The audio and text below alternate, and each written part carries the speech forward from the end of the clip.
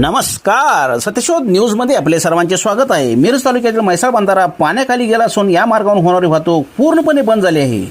कृष्णा नदीपात्रात सतत होणाऱ्या पावसामुळे नदीच्या पाणी पातळीत झपाट्याने वाढ होत असून म्हैसाळ बंधाऱ्यावरून किमान 3 ते 4 फूट उंचीवरून पाणी वाहत आहे। परिणामी म्हैसाळ बंधाऱ्यावरून होणाऱ्या वाहतुकीचा मार्ग बंद पडल्याने शिरोळ व मिरज तालुक्याचा मधल्या मार्गे होणाऱ्या वाहतुकीचा संपर्क तुटला आहे।